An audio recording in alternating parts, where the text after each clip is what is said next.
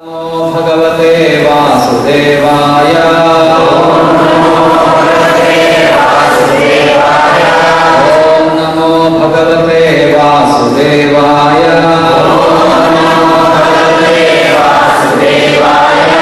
ओम नमो भगवते वासुदेवाय।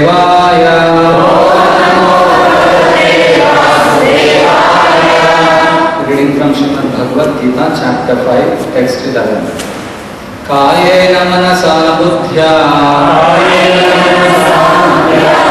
केवलैरिन्द्रियैरपि योगिनः कर्म कुर्वन्ति सङ्गं त्यक्त्वात्मशुद्धये। कायेन मनसा बुद्ध्या केवलैरिन्द्रियैरपि योगिनः कर्म कुर्वन्ति सङ्गं त्यक्त्वात्मशुद्धये। कायेन with the body, manasa with the mind, buddhya with the intelligence, kevalaihi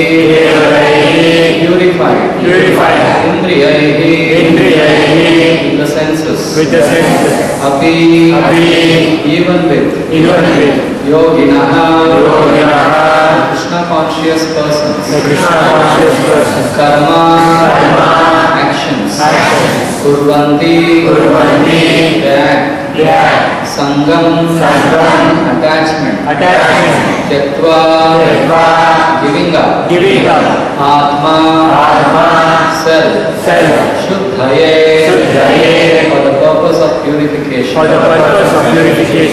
Translation and purport by His Divine Grace A.C. Bhaktivedanta Swami Prabhupada. Translation. The yogis, abandoning attachment, act with body, mind, intelligence, and even with the senses only for the purpose of purification. Please read the translation. The yogis, abandoning attachment, act with body, mind, intelligence, and even with the senses only for the purpose of purification. By acting in Krishna consciousness for the satisfaction of the senses of Krishna, any action, whether of the body, mind, intelligence, or even of the senses, is purified of material contamination. There are no material reactions resulting from the activities of a Krishna conscious person. Therefore, purified activities, which are generally called sadachara,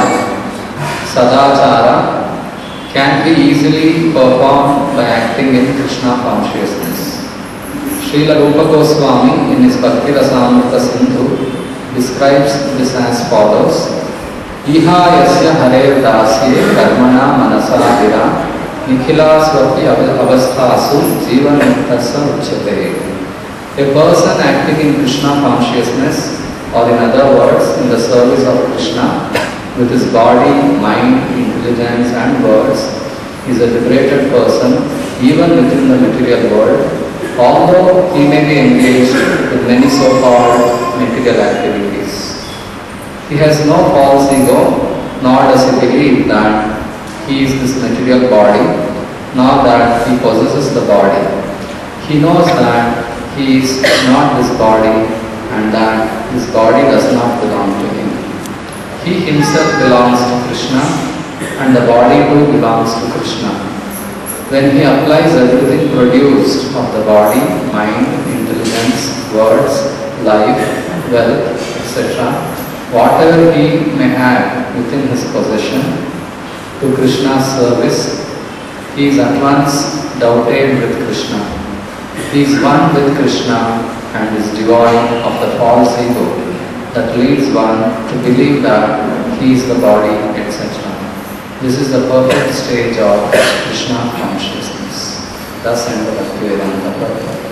Amajnāti-hirāndasya jnāna-jalashakāya चक्षुरुन्मिलितं येन तेन तस्मै श्रीगुरवे नमः। नमो विष्णुपादाय कृष्णप्रेष्ठाय भूतले श्रीमते भक्तिवेदान्त स्वामिनिधि नामिने। नमस्ते सारस्वते देवे गौरवाणी प्रचारिणे निर्विशेषा शून्यवादी पाश्चात्यदेशतारिणे। जय श्री कृष्ण चैतन्य प्रभु नित्यानंद श्री अद्वैत गदाधर श्रीवासादि गौरभक्तवृंद। हरे कृष्णा कृष्ण कृष्ण हरे हरे, हरे Ram Ram Ram Hare Hare. Lord Krishna is explaining here how one should act while living in this world. He is telling, Kayena manasa buddhya kevala indriyarapi. Kayena means with the body, manasa with mind, and buddhya with intelligence, and even with the senses. Yoginah karma kurvanti. The devotees, they perform actions. Many times people think bhakti means giving up all duties and running away to some secluded place and doing some bhajan or meditation, and they blame the devotees. You are simply wasting your time. Why have you left all your duties and you have gone to do some bhakti? Here you can see bhakti. Krishna is telling, Yoginah karma kurvanti. Yogis, devotees of the Lord, they do work with what? Kayena manasa buddhya kevala indriyarapi. They work with body, mind, intelligence. They use all their senses and work very hard. And what is their purpose of working? The purpose is sangam tyaktva, to give up the attraction to this body and bodily attachment, and atma shuddhi. Their only purpose of work is for self-purification. This is the difference between a devotee and a non-devotee. Person who is in knowledge and a person who is not in knowledge. A person who is in knowledge, he understands that I am not this body, I am spirit soul trapped within this body. And having understood this, he works in such a way that he can liberate himself from this bodily connection. There is an element called false ego which makes everyone of us feel that I am this body, and it's very difficult to get out of false ego. Just theoretical understanding is not enough to overcome false ego. Originally, we are all pure spirit soul, and our pure consciousness is explained here in Bhagavatam. It's explained, Swachhatvam, Avikaritvam, Shantatvam. These are the symptoms of a pure soul without any contamination. Swachhatvam means full of clarity, just like crystal clear water. You can see through anything which is below in the water. Perfectly you can see because the water is crystal clear. Swachhatvam. And Avikaritvam, free from all distractions. A pure soul, he perfectly knows his own position and the position of the Lord and all other energies in connection with the Lord. He is very clear. There is no vikara. Vikara means some transformation, which is different from the reality. So, pure consciousness means Swachhatvam, full of clarity, and Avikaritvam, free from distraction, and Shantatvam. A pure soul is very peaceful, serene. He is having no other desires other than his natural function of loving the Lord and serving Him. So he is completely Shanta. No hankering, no lamentation. This is our original constitutional position. So it's explained, As water in its natural state, before coming in contact with earth, just like the clouds, when it rains, the raindrops are pure. Before it falls on the ground, it is crystal clear, pure water. So, as water, before coming in touch with earth, is clear, sweet and unruffled. So, the characteristic traits of pure consciousness are complete serenity, clarity and freedom from distraction. This is our original existence, the state of soul. So in the purport, Prabhupada explains, the pure status of consciousness or Krishna consciousness exists in the beginning, just after creation, and then consciousness is polluted. Just like when the clouds are created, water is clear. As water falls, it mixes with dust in the air and other chemicals. Already pollution began and clarity in water, it gets contaminated. By the time it falls on the ground, it becomes muddy, brownish. It got contaminated completely. The same way, we pure soul, originally, when we come in touch with this material nature, we become contaminated. When we further forget our original position more and degrade ourselves by various sinful activities, we go away from the Lord more and more contamination begins. So, the more one becomes materially contaminated, however, the more consciousness becomes obscured. Human life is a junction where you can understand these things. Human life, the consciousness is evolved to a particular level that it can even liberate itself by understanding things clearly. So human life is a junction for the soul which is elevating. Other lower species, the consciousness is more and more obscure. It's very difficult for the souls in lower bodies to realize who they are. That is why human life is called most responsible life. Because this body, the mind and the intelligence covering the soul in the human body enables the soul to awaken its original consciousness. So we should not lose this opportunity to purify ourselves more and then liberate ourselves from this body. Because all the pain that we suffer in this world is because of this body only. Body and bodily attachments. Any pain, it can be bodily pain in the form of diseases and other pain because of other living beings. Some people criticize us, they unnecessarily blame us, because of which it gives pain to the mind, isn't it? So, adhyatmika klesha, adhibhautika klesha, adhidaivika klesha, miseries because of nature, all these pains are because of his body. So an intelligent man will solve his problems once for all, not making adjustments. If some disease has come, okay, I'll take some medicine. That type of adjustment is not recommended. Krishna says, you solve your problem completely. As long as you have a body, you may be in a rich man's body or a poor man's body, you may be in a man's body or a woman's body, you may be in a cat's body or a dog's body, any body.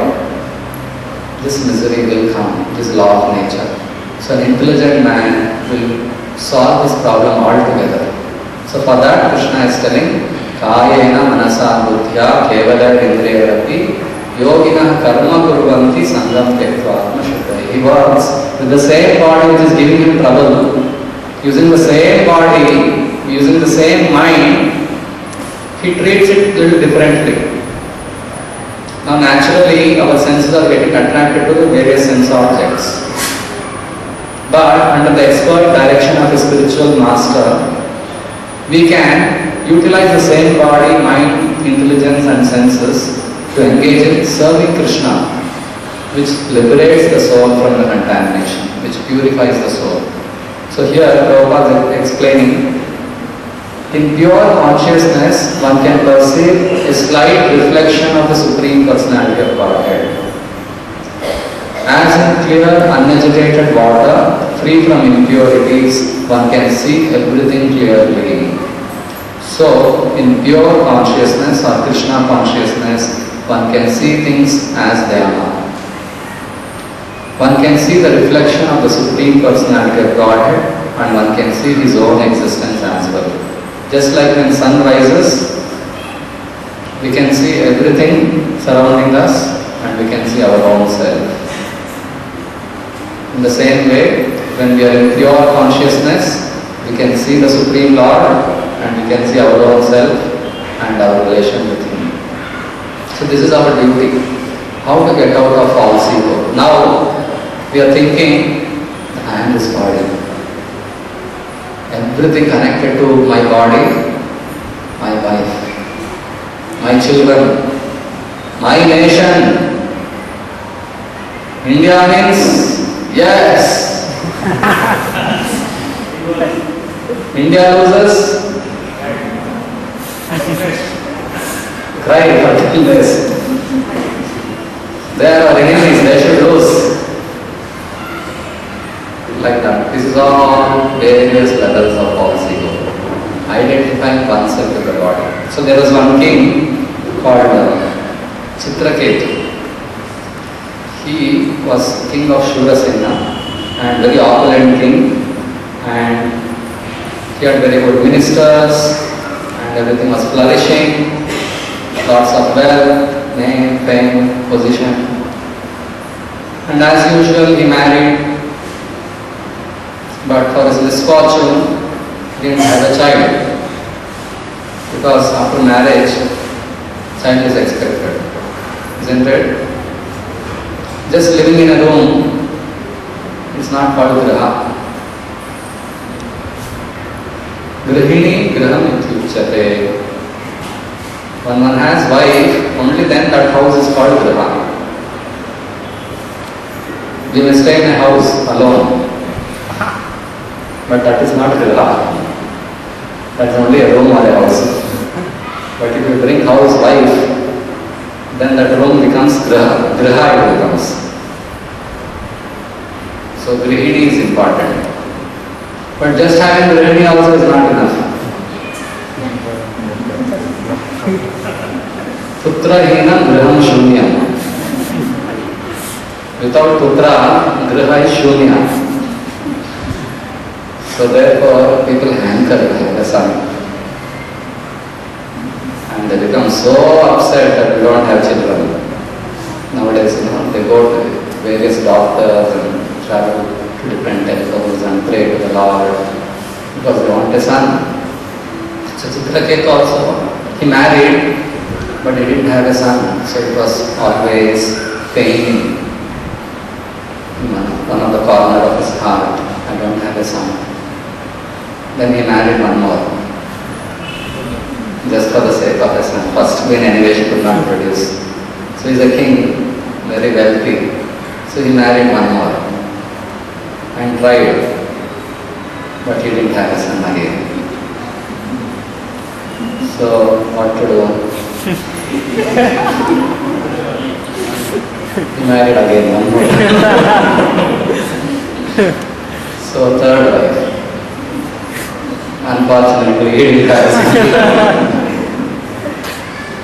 So like that, he went on marrying one after the other, one after the other. And he married 1 million wives. And still he didn't have a son. Can you imagine his condition? He was so much worried that I don't have a son. Because putrahinam graham shunyam. So he was worried what to do. And at that time, one sage appeared, Angira Rishi appeared and asked the king, how are you? He said, my dear sage, you know everything. But still, because you are asking, let me tell. Everything is nice, but I don't have a son. So please do something. So the king performed one yajna, the sage performed one yajna. And out of that yajna, sweet rice was produced. And he said, you give this to your queen and you will have a son. But remember, This son will be the cause of your happiness and lamentation as well. And he disappeared. The king was very happy that now I'm going to have a son. And then he thought, okay, the son may be a little naughty, what is that? Children are like that, so there may be something. It's not a problem. It's better to have a naughty son than not having any son. Like that he thought, and then he gave that sweet rice to his first queen, Kritadyuti. And she ate that sweet rice, and then because of that blessing, she became pregnant, and the king was very happy that the child is growing in the womb of his wife. He would love his wife, first wife. Always he would go and meet her and take care of her very nicely. Day after day, month after month, the child started growing in the womb. But what happened? 99,999 wives, they were neglected by the king. So they were feeling very bad. They were thinking, what is this? The king is not at all taking care of us. We are worse than the maid servants in the palace. So they were feeling very, very unhappy. And the child was born, and the king had a big celebration. He gave gold, silver, cows and grains and charity, and a big celebration. Entire palace and the whole kingdom was decorated, and they celebrated very nicely the birth ceremony of the first child of the king. And the love of his father increased 100 times, and he loved his first queen so much because of that son. But the queens, 99,999 queens, they were burning with pain and envy. And they are thinking, we have become so insignificant in this palace, what to do? So they are burning with sadness, morose, they are very unhappy. So they had a meeting, what to do? The king is not at all taking care of us. So they analyzed the situation and found out what was the cause for their situation. The cause was that one child. Because of the child, the king has neglected us. So let us solve the problem. So they decided to kill the child. So once the child was sleeping in the cradle, so they went and gave poison, and the child died. The queen was in the garden, Kritadyuti. So she told her maid servant, my dear maid servant, go and get my son, let me play with him. He has slept for a long time. So the maid servant went to get the child, but for her surprise, she saw that the child has died already. And she just fainted there and cried loudly. Hearing the cry, Kritadyuti came running. What happened? She saw that the child has died. She started crying and crying, and hair became disarrayed, all the ornaments fell everywhere. And there was no limit for her lamentation. Then a message went to the king, Chitraketu. When he heard, he was shocked to hear the news. Then he came running, blinded and full of tears. He could not even walk. Was fainting here and there, and somehow with the help of his ministers he came. He fell at the feet of the child. He started crying. And all the queens who had administered poison, they also felt that they had done some mistake. They also started crying. The entire kingdom, everyone were crying. And then at that time, again the sage appeared, Mangiran, along with Narada Muni. And then they spoke. They asked the king, why are you crying? Why are you lamenting? And the king said, my son has died. Who is your son? Was he your son before a few months? He was not your son. Few months ago, that person didn't have any relation with you. And Just few months he lived as your baby. Now he has left. Now he is no more related to you. So why are you lamenting? It is all just temporary coming and going. But still the king was not happy. And the queen started cursing the Lord. The Supreme Lord is so cruel. He has given this affection to us, to our children. He makes us more affectionate to children. And at the same time he takes away. What is this? The Supreme Lord is not at all intelligent in creation. Why he created these relations?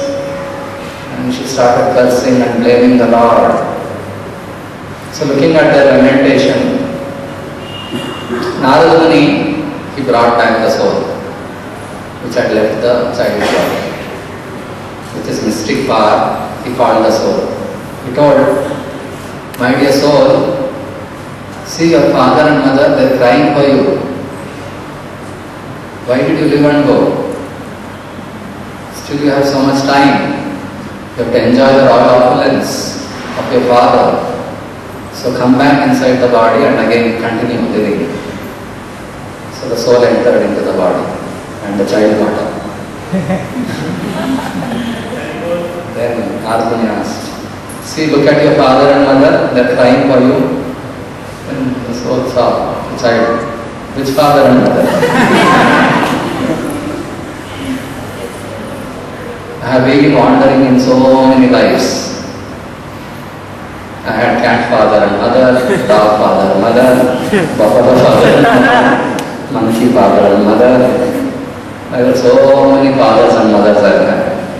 So I don't recognize who are they.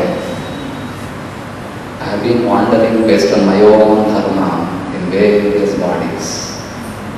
And the time had come, by the supreme will of the Lord, I had to leave this body, so I left. It spoke few words, it gave knowledge about self-realization, and again the soul left and went away. So looking at this, the king got self-realization. He was completely detached, he understood what is life. Life is temporary, just like grains of sand in the beach. Because of the waves, the particles of sand, they all get washed away. They stay together for some time. One more wave comes, they all disperse in different directions. Isn't it? So, like that, we all come together for some time as father, mother, husband, wife, children. Stay together. When the waves of time washes, we should all live and go. So this is life. So intelligent human being realizes this temporary nature of life and tries to make a permanent solution to the problem. It's because of ignorance we connect ourselves deeply to bodily relatives as ours. Oh, my wife, she went away. Husband is deeply connected. He is unable to live without wife. Wife also, oh, because of my husband. So this type of attachment is not recommended. In Vedic culture, attachment to the Lord is recommended. The whole Vedic science is how to detach oneself from bodily connections. Vairagya Vidya Nija Bhakti Yoga. Bhakti Yoga means Vairagya Vidya, and Vairagya is not easy. Chitraketu and his wives, after hearing the instructions of Narada Muni and Angira, even though it's difficult to give up this attachment to the sun, they easily gave up. It's very difficult to give up bodily attachment. And then Narada Muni advised him in the sense of Bhakti, he gave him a mantra, and then they went to Yamuna, purified themselves and practiced Bhakti and became liberated. Now, false ego is that element which makes us deeply attached to these bodily connections and keeps us in this world entrapped. So how to get out of this false ego is very important to know. How to get out of this false ego, which makes us feel that I am this body. which makes us feel that bodily pleasure is real. Unless we get out of this attraction with the body, there is no question of advancement in spiritual sense. So for that, Lord Rishabhadeva, he has explained how one can get out of these bodily attractions. So he was instructing his sons. Rishabhadeva is incarnation of the Supreme Lord, Krishna himself. He had 100 sons. And each and every son was highly qualified, well behaved. They knew the aim of life. But still, as a matter of duty, as a father, he would instruct his sons in the science of self-realization. This is what is called Pitru Devo Bhava. Father should be worshipped as God because Father enlightens the children in the science of God and provides all the necessities for them to realize God. Matru Devo Bhava means mother enlightens the children to advance spiritually. And if he has to leave home and go for advancement, happily she has to send him. My dear child, may the Lord bless you. Please go. That is Matru Devo Bhava. Acharya Devo Bhava.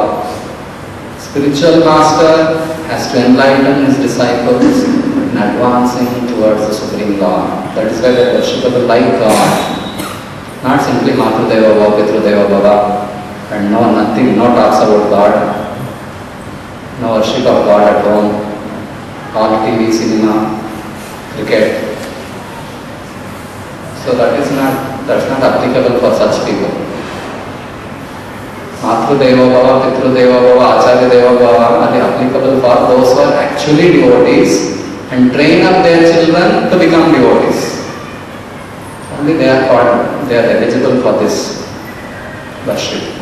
So Rishabhadeva, being the Lord himself, he was giving instructions to his children. What are those instructions? He told, Hamse Guru Mai Bhaktyam Nritya. He said, "O my sons, you should accept a highly elevated Paramahamsa, a spiritually advanced spiritual master. Not ordinary spiritual master. So many gurus you will get everywhere. So here is telling you should accept a highly advanced Paramahamsa as your spiritual master. Paramahamsa is a stage of sannyasa, highest stage of sannyasa it is. Even in sannyasa there are different stages. Kutijaka, Bahudaka, Parivrajaka and Paramahamsa. So one should accept Paramahamsa as a spiritual master.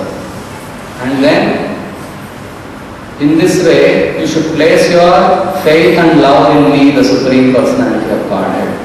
So one can love God and have faith in God only after getting trained under an expert guidance of a spiritual master. Otherwise, so-called love and devotion to God is just a sentiment. Without having a guru, if someone says, I love God, that is not real love. Because without knowing God, you cannot love Him. And it's only Guru who can teach how to love God. So first duty to advance in spiritual life is to accept a spiritual master. And then develop that love and faith in the Lord. And then he's telling, you should detest sense gratification. Detest. Don't increase.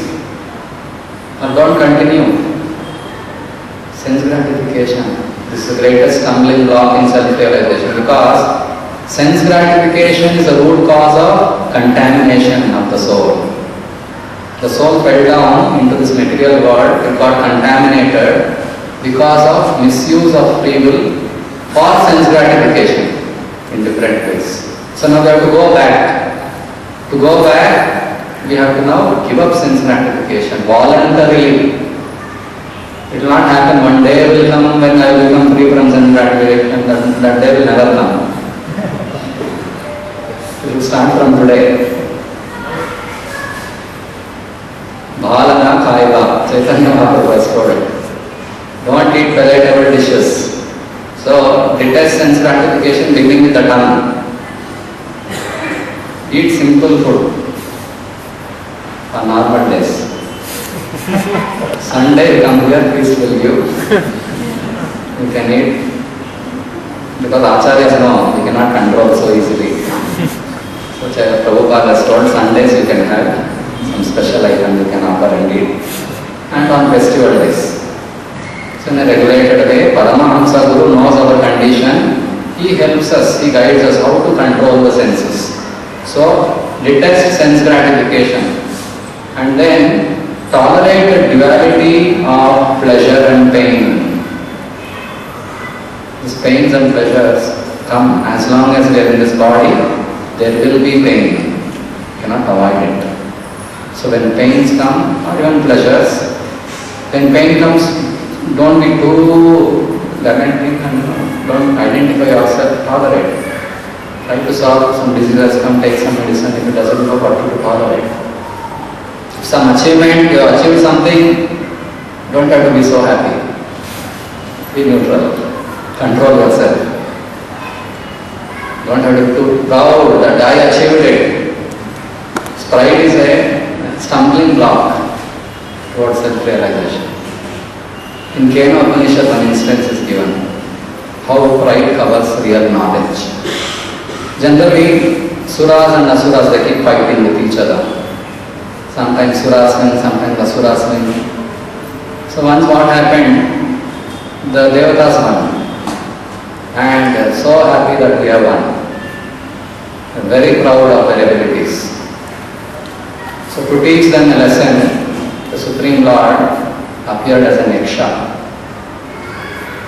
And then Indra, Agni, Vayu, they saw who is this person who has appeared here.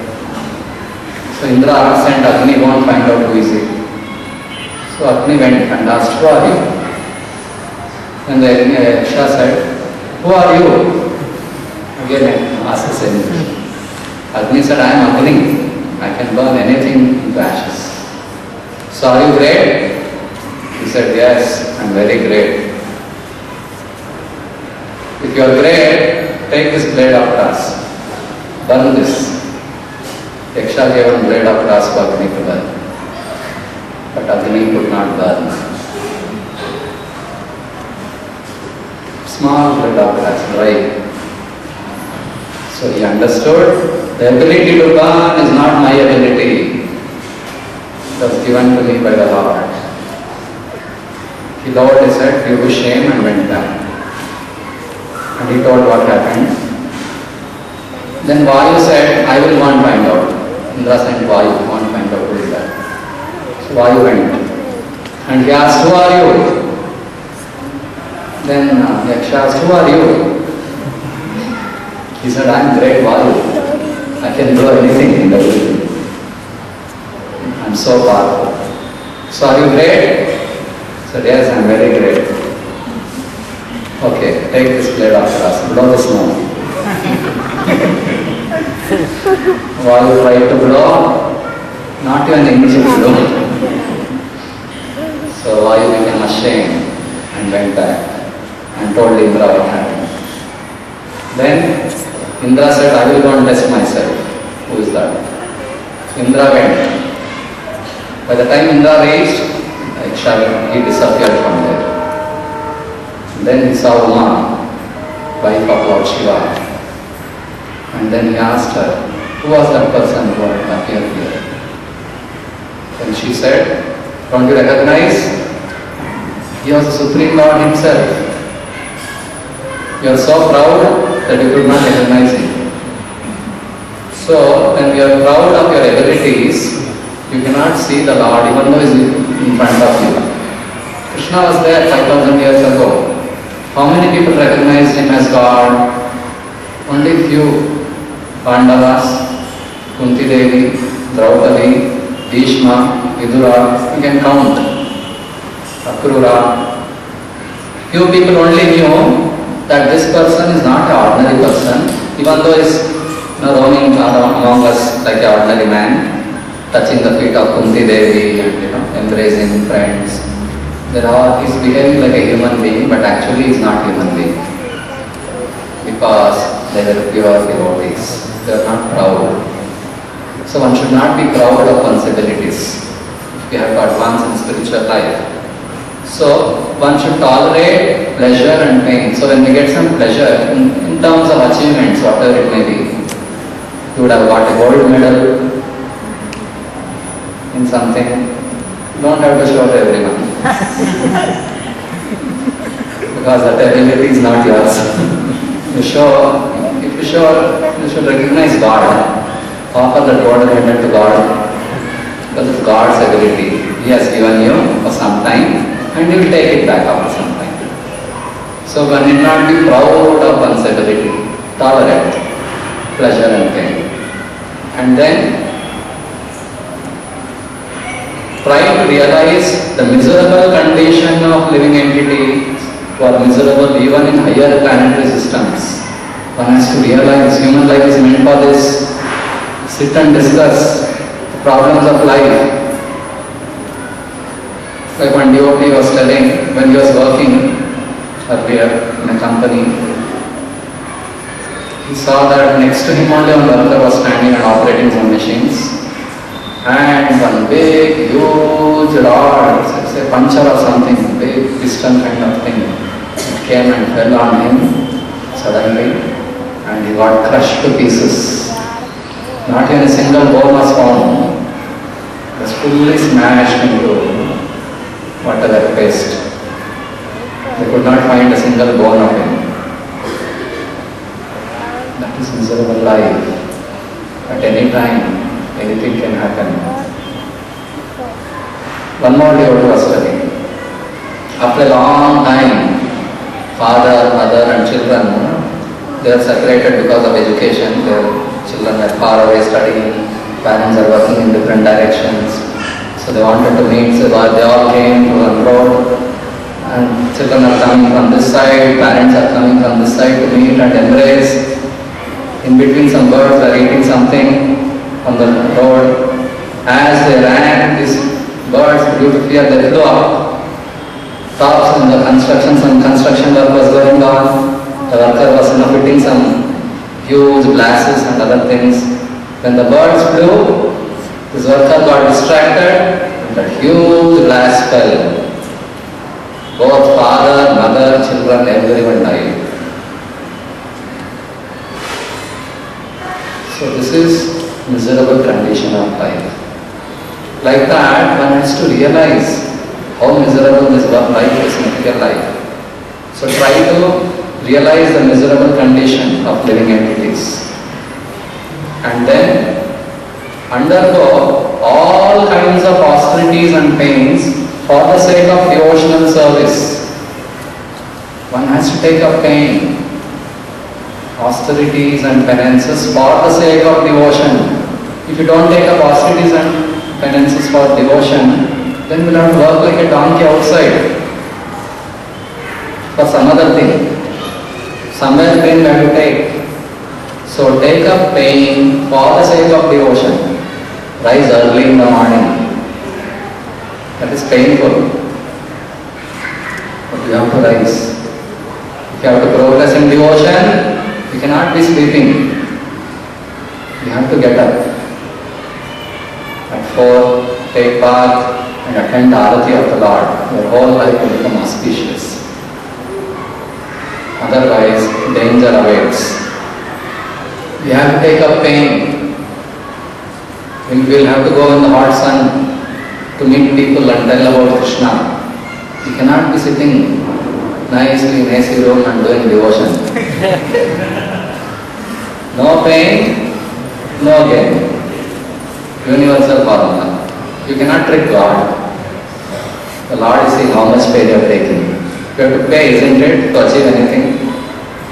You have to buy a valuable diamond, it costs millions of rupees. Isn't it? It's not cheap. So Krishna is a crest jewel, invaluable gem.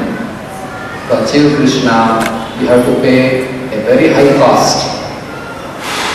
So you have to accumulate that wealth to purchase Krishna. What is that? You need Bhakti Unmukha Sukruti. Sukruti is of three types. Bhoga Unmukha Sukruti, Moksha Unmukha Sukruti, Bhakti Unmukha Sukruti. Bhoga Unmukha Sukruti is that pious credit that enables one to enjoy life in heavenly planets with lots of pleasures for the body, sensual pleasures. That has nothing to do with devotion. Once those pleasures are over, the Bhakti and Bhakti Unmukha Sukruti credits are over, you have to again come back to earth and do your karmas. So that's all temporary. Moksha Unmukha Sukruti also, you may elevate and even merge into the impersonal Brahman. For some time you will sit there quietly and again you will have to come down. Because we are all active spirit soul. We cannot sit quietly for a long time. But Bhakti Unmukha Sukruti is one way. How to get this Bhakti Unmukha Sukruti? Just like you see, these mats are laid down here. Someone has laid here, isn't it? Some volunteers have laid here. Each time you lay the mat, you will get this much amount of Bhakti Unmukha Sukruti. Each time you broom and mop the floor, you will get that Sukruti. You should accumulate. It's one way. If you can accumulate 100% of that account in one life, then you can purchase Krishna. Purchase in the sense one ticket you will get. Purchase the ticket, Guru will give you the ticket. And then he will allow you into the spiritual world. So, you have to buy the ticket. That amount you cannot buy with ordinary notes. You have to do bhakti, service, seva. So, everyone should have seva to do. Sadhana and service. Both has to be done parallelly. Chanting, singing, dancing, reading, having darshan. All these things are direct devotional service which purifies the heart.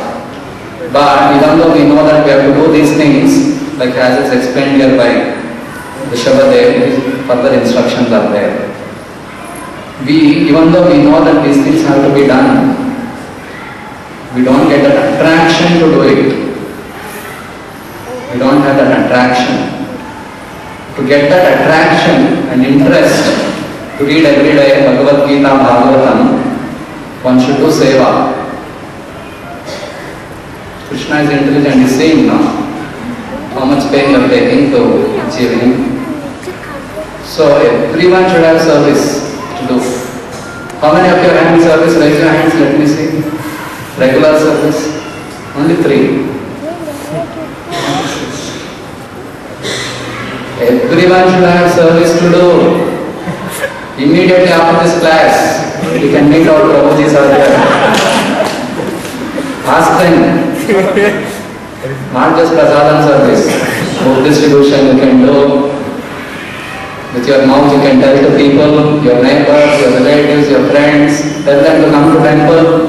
Tell them to chant Hare Krishna. That is service by words. But you should take it from them. There are a lot. You cannot choose. Authorized service. Cleaning the floor, that is also service. Through kaya and indriya. Manasa, think of all service should get allotted. If you don't have service, sadhana will not happen properly. So everyone should have service. Without service, no purification. So, by doing devotional service, it can be very insignificant, even a child can do actually. It accumulates the sukruti, by which one gets attraction, devotion, you will do your chanting, reading, all with great interest.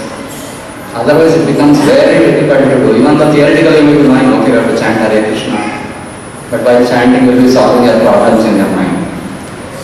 You are not surrendered, you think we have to solve our problems, isn't it? So we have to allow Krishna to solve.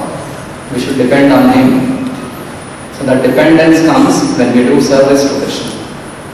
So that is the next point. One has to undergo all austerities and penances for the sake of spiritual advancement. So rising early in the morning, avoiding certain items, like no illicit connection and no meat eating, no gambling, no intoxication. These are all certain things we have to give up. Associate with devotees. Then here is Lord. Then undergo all austerities and penances for the sake of devotion. Give up the endeavor for sense enjoyment. Again, same point. Give up the endeavor. Always our mind keeps thinking how to enjoy the senses. Give it up. And then engage in the service of the Lord. This point has come here again. We have to do some service practically. Bhakti is not just sitting in one corner and doing some meditation. You have to actually serve. Listen to the discussion about the Supreme Personality of Godhead. When the class is going on, no roaming outside. Sit here and hear peacefully. Listen to the discussions of the Supreme Personality of Godhead. And then always associate with devotees. Meet the devotees, ask questions, seek clarifications. And then chant about and glorify the Supreme Lord. Look upon everyone equally on the spiritual platform. Give up enmity and subdue anger and lamentation. Abandon identifying the self with the body and the home and practice reading revealed scriptures. So as I told, sadhana service both are given here by Rishabhadev. Reading, glorifying, these are all part of sadhana. He is telling you do service, that is service. So both have to be done. And then live in a secluded place and practice the process by which you can completely control your life, air, mind and senses. Have full faith in the revealed scriptures, the Vedic literatures, and always observe celibacy. Perform your prescribed duties and avoid unnecessary talks. You see, many people they come to temple here, unnecessarily go on talking.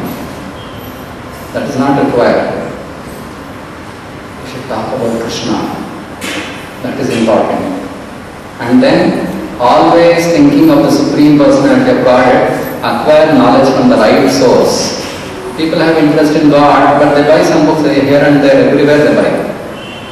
So you have to see which is that book, who has written it. Is it coming in the parampara? You have to check and only then read. So there are 4 paramparas which are authorized. Brahma parampara, which is ours. Prabhupada is Acharya in the Brahma parampara. Gaudiya Sampradaya. Then there is Sri Sampradaya, there is Rudra Sampradaya, and there is Nimbaraka Sampradaya. So we have to read books which is coming in parampara only, not here and there, everywhere. And thus practicing Bhakti Yoga, you will patiently and enthusiastically be elevated in knowledge and will be able to give up false ego. So giving up false ego not easy. If you want to give up that false ego of identifying oneself with the body, you have to practice all these things sincerely.